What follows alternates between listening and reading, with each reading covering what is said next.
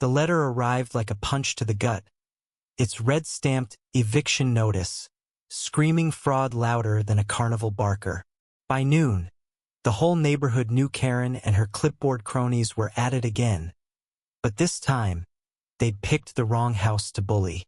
In the sleepy town of Willow Creek, where the biggest scandal was usually a missing garden gnome, the self-proclaimed Homeowners Association had been a thorn in everyone's side for months.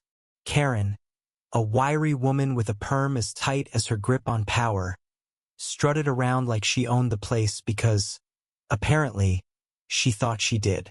Her husband, Greg, a slick-talking realtor with a smile that didn't reach his eyes, backed her every move. Together, they'd formed a rogue HOA, slapping fines on crooked mailboxes and threatening foreclosure over unmowed lawns. Most folks grumbled but paid up, too tired to fight. Not me. Not today. I'm Ellie, a single mom who'd scraped every penny to buy this fixer-upper for my daughter, Mia. The house wasn't much creaky floors, a leaky roof, but it was ours. Or so I thought until Karen's eviction notice claimed my property was unlawfully occupied. The audacity burned hotter than the August sun. They didn't just want me out.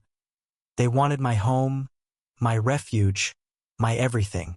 And they didn't even own the land they were claiming. It started 6 months ago when Karen and Greg moved into the big house on the hill. They'd flashed their wealth, his shiny SUV, her designer sunglasses, and declared themselves the neighborhood's saviors. "We're here to raise property values," Karen crowed at the first HOA meeting, held in their pristine living room while the rest of us squirmed on plastic chairs. Nobody elected them. Nobody signed a contract.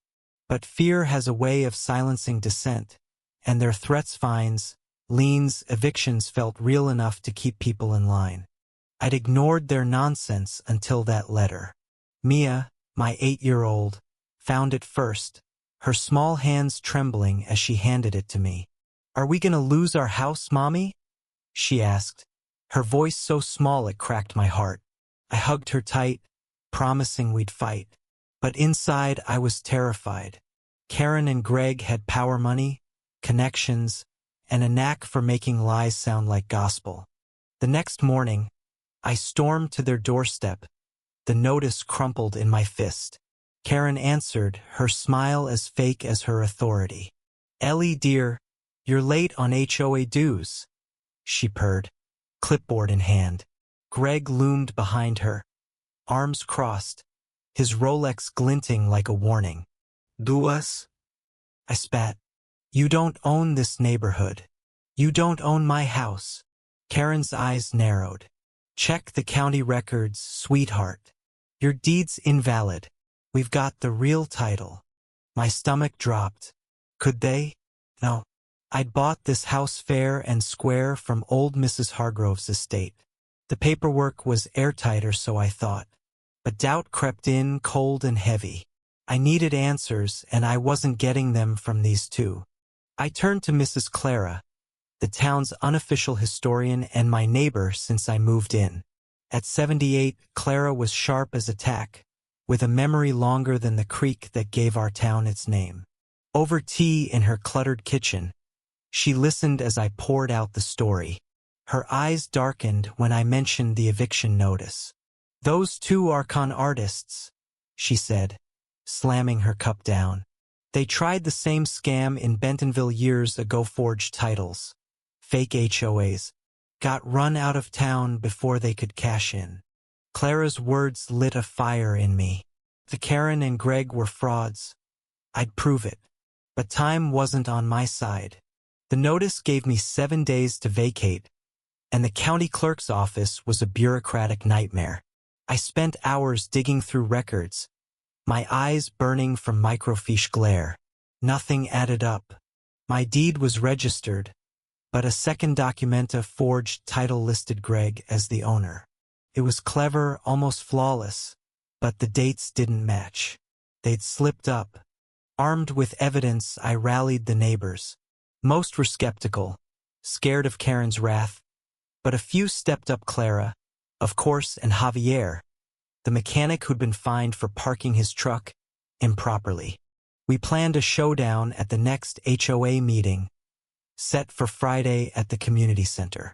Word spread, and by the time we arrived, half the town was there, buzzing with anticipation.